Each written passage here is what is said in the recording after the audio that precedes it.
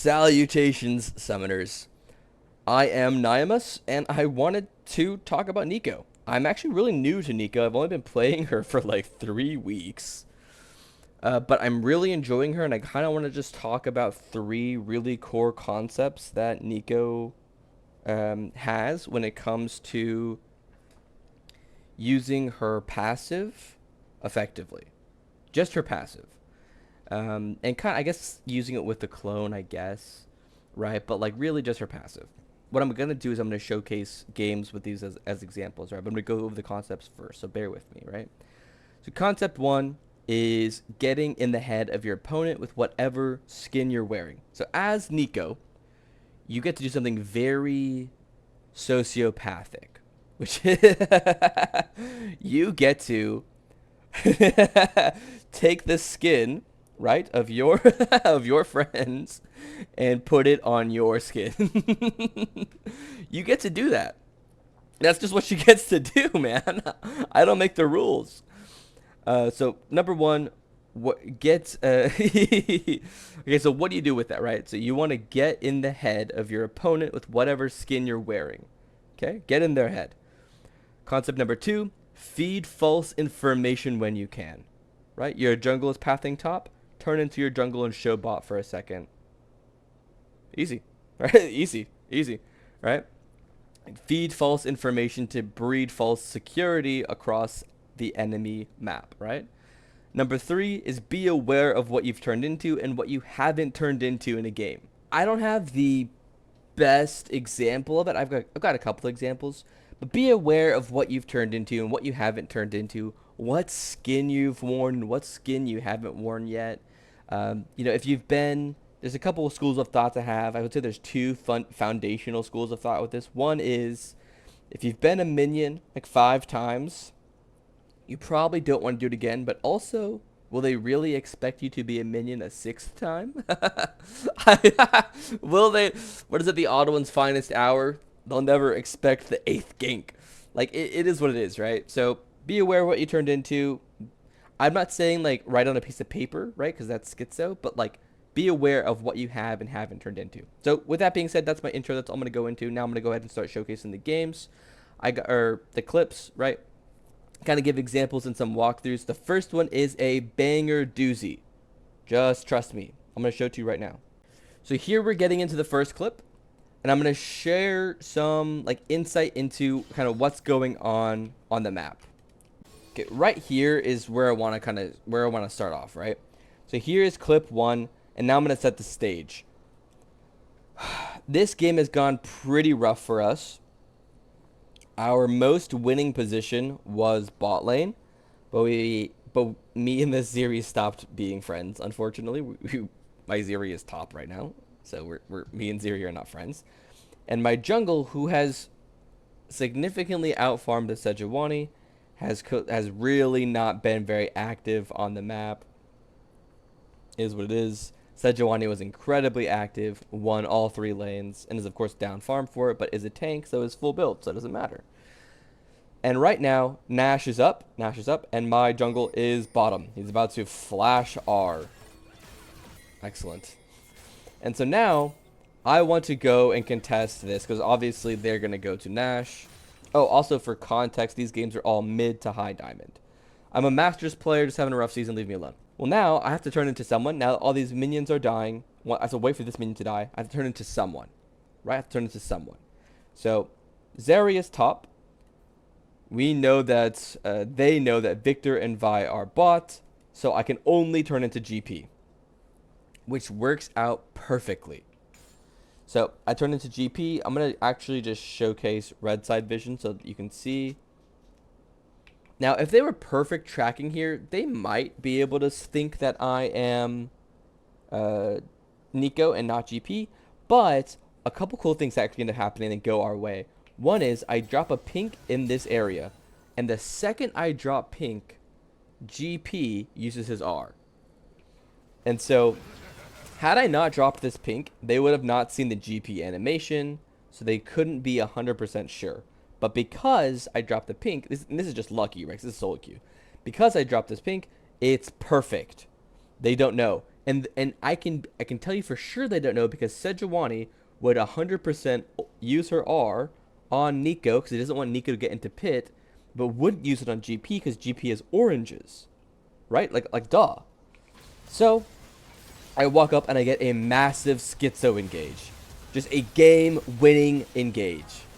All of this coming down from using my passive effectively, being aware of like getting in their head, being like putting on GP's skin over my body, and just walking up confidently like GP, and I'm feeding false information. And this is just such a good example of what I want to showcase, right?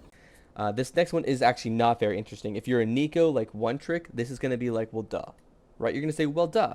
Why are you even showing this?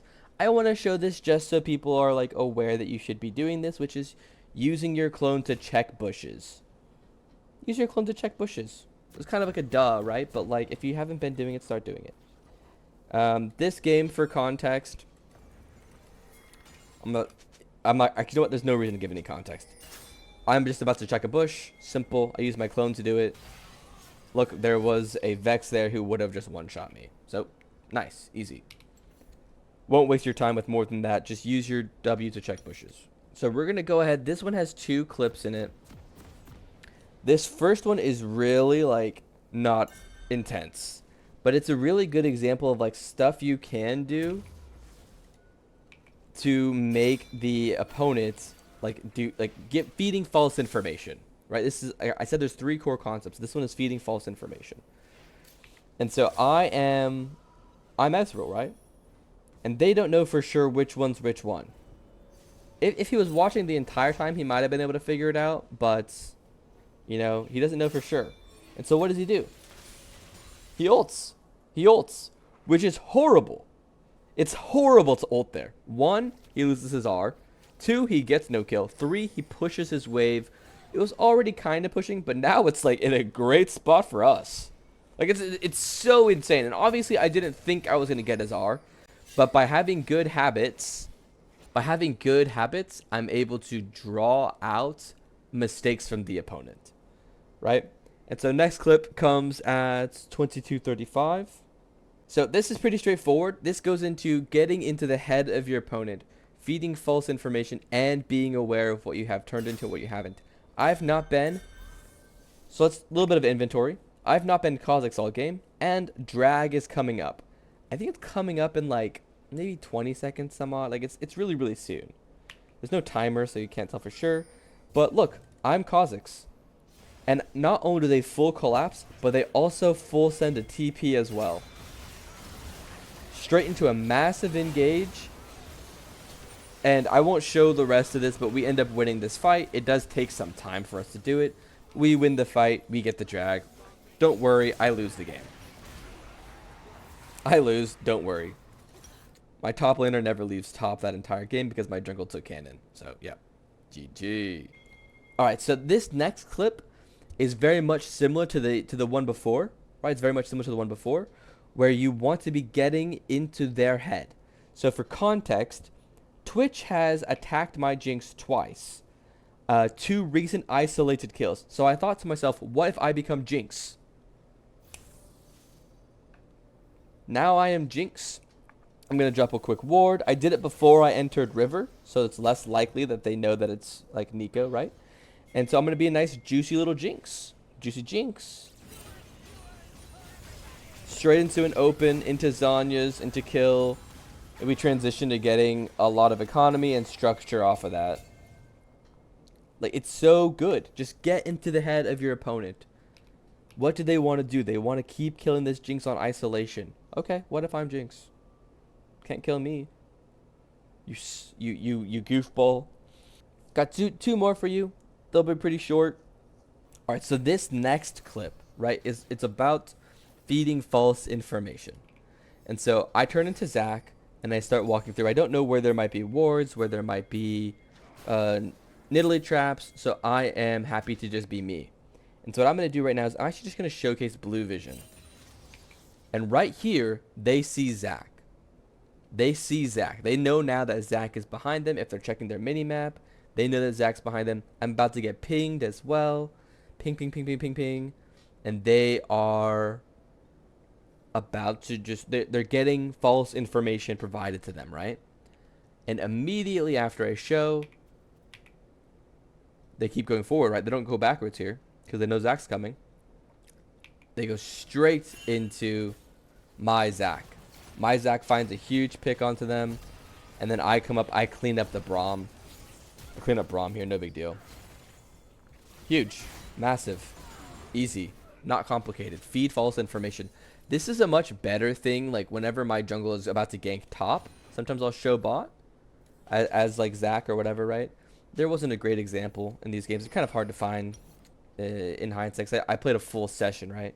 So I just did the Zach clip, and I was gonna do another clip, but I realized that I really just want to focus on just the passives. All of these are all like passive clips, right? Like using your passive. Even like the Shaco one where I used my clone more, like I was still Shaco, right? All of these are passive clips, so I just want to have like I guess like a Neeko inherent glamour style like example and walkthrough and concept. So hopefully you like this. If you do like this, be sure to like, comment, and subscribe. I'm trying to make. So right now, this is just this is the end of the video, right? So if you made it this far, I appreciate you. Right now, I have done most of my YouTube content has been cuts from my like stream, but I want to start doing more transformative content.